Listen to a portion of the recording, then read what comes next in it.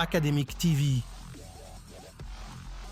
est imminente. Le président ukrainien quitte la Maison-Blanche très rapidement, sans un regard pour les caméras, après cette dispute devant les caméras entre Donald. La politique internationale est devenue, d'une certaine façon, une télé-réalité. Or, M. Trump, à la fin, dit, si vous ne signez pas d'accord et si on part, vous êtes fini, le pays est fini. Vous voyez les images, il a quitté la Maison-Blanche parce que peu de temps après, quand les caméras sont sorties, M. Trump a décidé de dire à M. Zelensky, au revoir, vous n'avez plus rien à faire ici, vous n'êtes pas prêt. Il a envoyé ce message sur son réseau social. Le président Zelensky n'est pas prêt pour la paix. Il a manqué de respect aux États-Unis dans le prestigieux Bureau ovale. Il pourra revenir lorsqu'il sera prêt pour la paix. Et Zelensky qui a envoyé, lui, un X en disant « Merci à l'Amérique, merci pour votre soutien, merci pour cette visite, merci à vous, Président », parce qu'on lui reprochait de ne pas dire assez merci. Alors là, il en a donné 8 dans son message en disant « L'Ukraine a besoin d'une paix juste ». Alors, pour analyser tout ça avec moi, parce qu'il y a beaucoup de matériel là-dedans, pourquoi Trump accuse Zelensky de refuser un cessez-le-feu? Pourquoi un tel dérapage? Azeb est à Washington où tout ça s'est déroulé. Merci d'être là. Marie-Ève Bédard est en Ukraine. Vous êtes à Odessa. Marie-Ève, merci d'être là. Et Justin Massy avec nous. Merci à vous trois. Azeb, quelle scène, là! M. Trump a été piqué parce que Zelensky lui répondait et répondait au vice-président en disant « La diplomatie, je veux bien, mais on a essayé ça.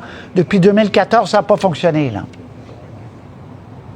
Ça va l'entendre. C'est pas comme ça que ça marche. Je vais pas m'aligner avec Poutine ou avec qui que ce soit. Je suis alignée avec les États-Unis d'Amérique et pour le bien du monde. Je suis alignée avec le monde. Oui, Patrice, écoutez, c'était une scène inouïe, là, vous l'avez dit. Vous savez, d'habitude, ce genre de débat, ça se passe vraiment à huis clos. Hein. Les caméras ne sont pas là. Et de voir vraiment ce débat devant les caméras du monde entier, je pense qu'on n'a jamais vu ça à la Maison-Blanche, au Bureau ovale. En fait, Donald Trump lui dit que, voilà, que Zelensky est vraiment ingrat, qu'il n'a pas assez de gratitude envers les États-Unis. Et donc, c'était quelque chose de vraiment inattendu. Parce que quand Volodymyr Zelensky est arrivé ce matin à 11h, Donald Trump l'attendait au perron, ils se sont serrés la main et on pensait vraiment que c'était de bon augure là, cette visite. Il y avait cette conférence de presse prévue à 13h et puis finalement on a vu cette scène complètement inouïe au Bureau ovale et puis peut-être sous la forme, je vous dirais Patrice, quand Volodymyr Zelensky s'est adressé par exemple à J.D. Vance, il l'appelait JD, il n'a pas appelé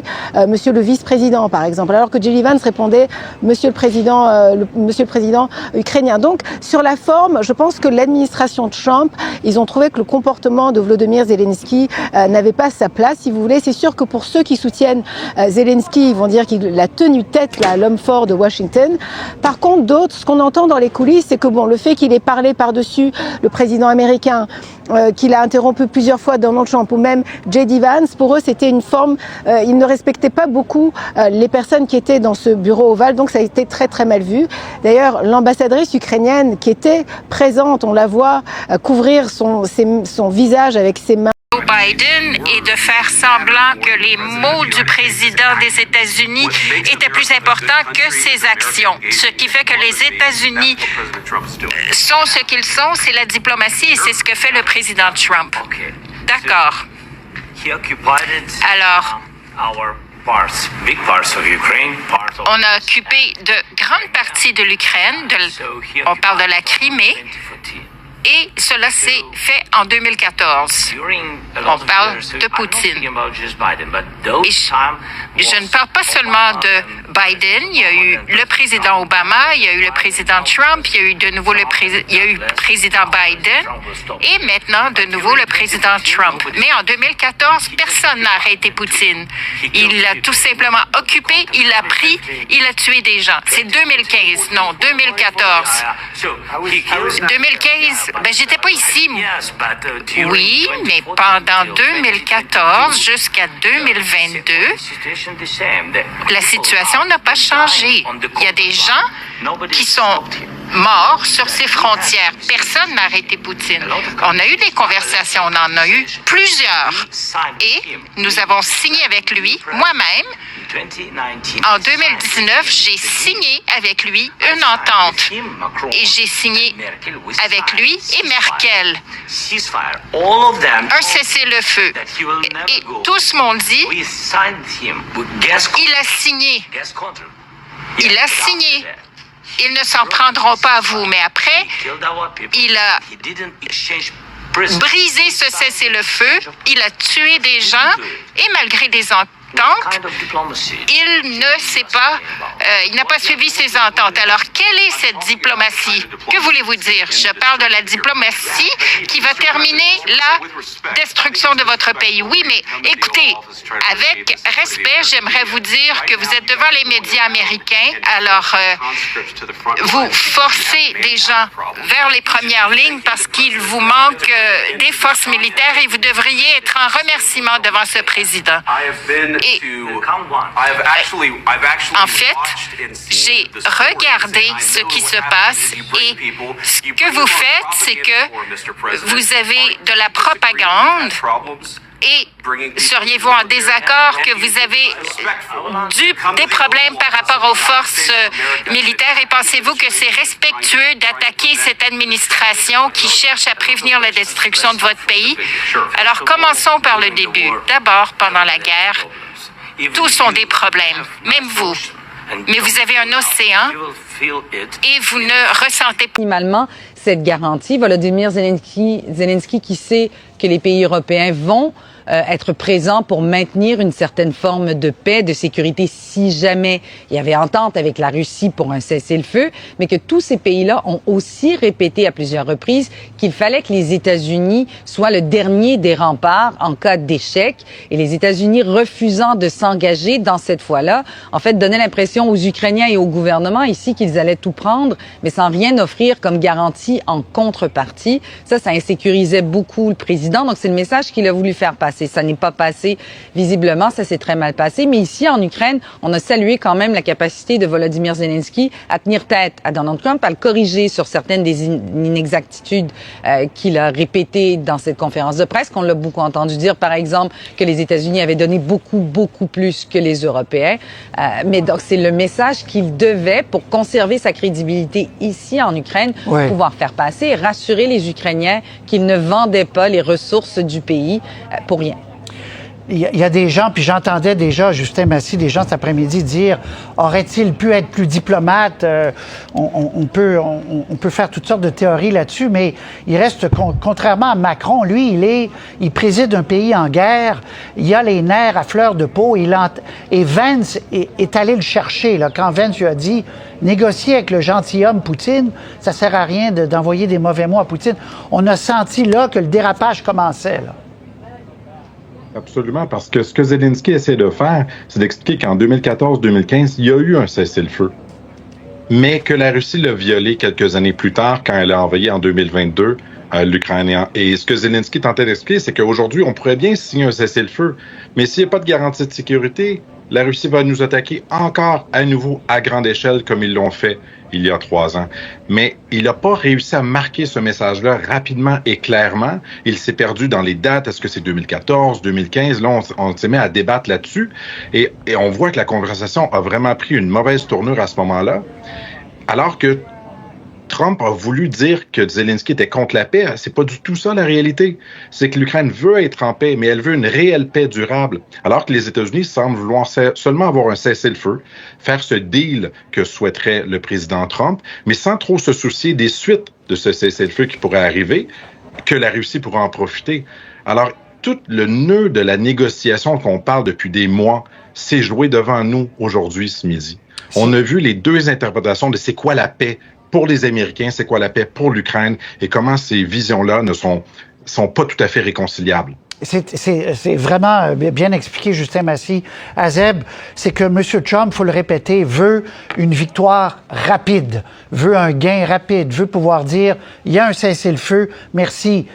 Zelensky, un cessez-le-feu, s'il n'y a pas de garantie, c'est encore plus dangereux que le statu quo presque. Oui, voilà, exactement. En fait, Donald Trump, lui, dans sa logique, c'est qu'il faut d'abord signer cette entente sur les minéraux. Pour lui, c'est très important. Et une fois que cette entente sera signée entre l'Ukraine et les États-Unis, là, il serait peut-être ouvert à parler de garanties de sécurité pour justement protéger les intérêts des États-Unis. Parce que si il y a des gisements, s'ils commencent à faire de l'exploitation en Ukraine, ça veut dire que les Américains vont être là-bas. Il y aura des compagnies américaines. Et dans sa logique, automatiquement, ils voudront protéger leurs intérêts. Et pour Donald Trump, vous savez, il l'a répété à plusieurs reprises, que l'Ukraine ne fera pas partie de l'OTAN. Il l'a encore répété hier. Et pour lui, il comprend Vladimir Poutine, Donald Trump. Il l'a déjà dit. Il a dit, écoutez, Vladimir Poutine a répété à plusieurs reprises qu'il ne voulait pas que l'Ukraine fasse partie de l'OTAN. En 2022, ils étaient aux portes de l'OTAN. Joe Biden parlait que n'importe quel pays, c'est ouvert, que l'OTAN est ouvert à n'importe quel pays. Donc il dit, voilà, c'est pour ça, il justifie un peu l'invasion russe, Donald Trump. Donc, c'est évident que Volodymyr Zelensky, le courant ne passe pas du tout avec Donald Trump. Donald Trump défend plutôt Vladimir Poutine et il a dit que Vladimir Poutine veut la paix, qu'il est prêt à négocier une paix. Il a même dit qu'il fallait des élections en Ukraine pour se débarrasser de Volodymyr Zelensky. Il l'a répété, ça, Donald Trump. Mais ses propos s'étaient tempérés cette semaine. Et je vous dirais que le travail d'Emmanuel Macron et le travail du Premier ministre britannique, ça pavait quand même un peu la voie là, pour Volodymyr Zelensky. On s'attendait vraiment pas à ce qui s'est passé aujourd'hui parce que les deux chefs d'État sont venus ici plaider un peu la cause pour l'Ukraine, plaider pour cette garantie de sécurité. Et finalement, Volodymyr Zelensky est arrivé à la Maison-Blanche. Donald Trump l'a reçu. Il y a eu quand même une bonne poignée de main. Il faut souligner que Donald Trump ne reçoit pas tous les chefs d'État là sur le perron. Il est allé l'accueillir. C'est pas une aide, une employée qui est allée accueillir Zelensky. Le président était là. Ils sont rentrés et ça avait très très bien commencé et ça s'est visiblement bon. Et puis il faut aussi rajouter une chose. J.D. Vance, quand il était sénateur, il était contre les investissements, il était contre l'aide militaire à l'Ukraine. Donc c'est pas nouveau que J.D. Vance soit contre tout ça, ouais. C'est vraiment l'huile et le vinaigre. Là. Je veux dire, J.D. Vance et Zelensky dans la même pièce, on a vu ce que ça a donné. Parce que si Trump et Zelensky avaient été seuls, on ne le saura jamais. Mais est-ce que ça aurait dérapé comme ça? Pas sûr. Marie-Ève, quand Trump dit au président ukrainien, vous n'avez plus de cartes dans vos jeux, vous avez plus de... Et Vance en remet en disant, vous avez des problèmes, et ce qui est vrai avec la conscription, les gens ne veulent plus aller se battre. Il est minuit moins 3, vous devez accepter un cessez-le-feu. Il touche quand même une réalité pénible en Ukraine, là, Marie-Ève. Oui, c'est-à-dire que l'Ukraine, sans l'aide étrangère, sans les armes qui viennent de l'étranger, principalement des États-Unis, en fait majoritairement des États-Unis, mais aussi des Européens, ne saurait pas tenir la ligne de front comme le pays a pu le faire dans les 3 dernières années. Il faut dire que c'est une guerre de nombre. On parle de la difficulté de recrutement du côté ukrainien. On a mis les freins un peu sur l'âge de recrutement. Les Ukrainiens ont tenté de préserver la population plus jeune jusqu'ici. Il y a une toute nouvelle loi qui vient d'être adoptée pour permettre des contrats spéciaux pour justement recruter des soldats plus jeunes, ceux qui ont entre 18 et 24 ans, sans qu'ils entrent dans ce cycle dont on ne sort pas pour l'instant. Et ça a été un gros problème, la conscription des gens qui se sont engagés. Ils croyaient y aller pour 1 an, mais finalement, ça dure maintenant depuis 3 ans. Il y a très peu de périodes de repos, de répit qui sont données aux soldats. Donc, c'est de plus en plus difficile de recruter. Et ceux qui seraient en âge d'être mobilisés, cherchent à y échapper. On l'a vu dans plusieurs reportages, c'est-à-dire qu'on paie des sommes faramineuses pour pouvoir partir à l'étranger ou pour se trouver des raisons médicales pour ne pas le faire. Donc, on tente de rajeunir un peu la force des combattants, mais l'Ukraine a du mal à remplumer les rangs de ces unités qui sont épuisées par 3 ans de combat. C'est des combats qui sont très rudes. Donc, sans l'appui des Européens, sans les armes lourdes plus importantes, sans l'appui des Américains, c'est évident que la ligne de front ne serait pas restée peut-être aussi stable. On voit que les Russes font tous les jours des gains de plus en plus importants, mais ça reste qu'on se bat avec acharnement pour chacun des kilomètres qui sont gagnés. Le scénario n'aurait pas été le même, sans doute, sans l'appui de tous les pays étrangers qui sont venus au secours de l'Ukraine et des Américains surtout. Bon, là, on ne sait pas, puis on ne fera pas de prédiction sur plusieurs mois, là, parce que les choses changent très vite, mais Justin Massy, qu'est-ce que ça nous dit sur l'avenir de la relation américaine et l'administration Zelensky? Est-ce que là, Trump choque? Parce que quand il est choqué, l'autre fois, et c'est ce qui est arrivé quand Zelensky avait refusé de signer en 1 heure le deal, c'est là qu'il l'avait traité de dictateur, puis il avait dit ça prendrait des élections qu'il parte. Est-ce que les Américains vont pas tout faire pour qu'il y ait un changement de régime en Ukraine? Oui, tout à fait, mais ça demeure une montagne russe parce que après cette déclaration-là, le lendemain, il a dit que le président ukrainien, c'était le meilleur président parce qu'on s'était entendu sur cet accord sur les minerais, du moins préalablement, là, avant la rencontre d'aujourd'hui. Donc, c'est vraiment une relation imprévisible auquel on assiste entre les États-Unis et l'Ukraine. Je pense qu'il y a une possibilité pour Zelensky de rattraper les pots cassés, dans la mesure où si on s'entendait a posteriori sur cet accord sur les minerais, si on disait explicitement qu'on est en faveur d'un cessez-le-feu et qu'on le dit clairement, sauf qu'on souhaite que ce cessez-le-feu n'ait pas de limite sur le développement d'armes pour l'Ukraine pour qu'elle puisse se défendre, que l'Europe puisse continuer à fournir des armes à l'Ukraine et que les Européens puissent même déployer des troupes en Ukraine pour protéger. Je pense que si on s'entendait là-dessus, l'Ukraine en sortirait gagnante et que c'est possible d'arriver à cette fin-là. Okay. Et si on va de ce côté-là, par contre, l'obstacle sera la Russie, qui elle a déclaré qu'elle ne voulait pas de troupes européennes, qu'elle ne voulait pas que les Européens continuent à fournir des armes aux Ukrainiens. Et là, le fardeau de l'obstacle à la paix passerait plus sur Zelensky, mais passerait sur Vladimir Poutine. Je disais un mot rapide chacun. Je vais recommencer avec vous, Justin, et je veux faire un tour de table avant de parler à Tatiana Argakova, notre collaboratrice qui est à Kiev. Je disais en début d'émission, on n'a jamais vu ça. Puis des engueulades en privé lors de conflits, ça arrive entre les... C'est inédit, Justin Massy, là. Vous avez étudié là-dedans les conflits. Qu'en public, devant la télévision, parce qu'on aurait pu arrêter ça tout de suite, dire, bon, mais ça suffit, on sort les journalistes. Et Trump a décidé de laisser aller, voyant que ça dérapait. On n'a jamais vu ça, Justin. Non, on n'a jamais vu un président non plus qui fait ces conférences-là avec tant de médias et qui veut en faire un spectacle. Il l'a dit lui-même. Regardez comme ça va faire de la bonne télévision. Il aime être au cœur de cette attention médiatique-là. On sait qu'il y a un narcissisme, le président Trump, et que ça lui permet d'être sur la sellette. Mais là, ici, ce que ça permet aussi à Donald Trump, c'est de pouvoir dire à son électorat, regardez, moi, j'ai tout fait pour avoir la paix en Ukraine et c'est Zelensky qui bloque, qui ne le veut pas. C'est pas vrai, c'est pas exact, ce serait des mensonges. Mais ça se permettrait de nourrir ce narratif-là que J.D. Vance a dit. Il est allé en Europe, lui, à Munich, il y a pas longtemps, dire aux Européens que la menace en Europe, c'était pas la Russie ou la Chine, c'était la lutte contre la désinformation qui dit des mensonges dans les médias. Alors, ça va permettre de réconforter ce narratif-là qui nuit à la démocratie et qui nuit à l'Ukraine. Marie-Ève Bédard, est-ce qu'en Ukraine, ça va renforcer la position de Zelensky d'avoir tenu tête au président américain? Mais ça a déjà commencé, je vous dirais, Patrice, à partir du moment où Donald Trump a traité Volodymyr Zelensky de dictateur. Même les partis d'opposition, les candidats les plus pressentis pour tenter de lui succéder, ont serré les rangs un peu derrière lui en se disant c'est pas le moment de laver notre linge sale en famille. Encore une fois, ce soir, il y a plusieurs politiciens, dont le ministre des Affaires étrangères qui a toujours été beaucoup plus proche de l'opposition, qui salue le courage dont a fait preuve Volodymyr Zelensky ce soir. Il y a un endroit, par contre, où on se réjouit de ce qui s'est passé. On en a très peu parlé dans les 15 dernières minutes, mais c'est à Moscou, en Russie, où les réactions du ministère des Affaires étrangères de Dimitri Medvedev, qui est un ancien président, qui est aujourd'hui conseiller adjoint à la sécurité nationale, qui ont été d'accord avec Donald Trump en disant qu'il jouait avec une troisième guerre mondiale possible, que le cochon qu'il était s'était pris une bonne raclée dans le bureau ovale de la Maison-Blanche. Ça fait très plaisir à Moscou ce soir. Oui, on vient de voir son X à l'écran, effectivement. L'origine de Kiev qui joue avec la Troisième Guerre mondiale. Et bon, ben, Azeb, alors on répète, il a été presque expulsé de la Maison-Blanche parce qu'il aurait pu avoir une réunion en privé après. Il aurait dû, en fait. Et Trump a décidé que c'en était assez, là.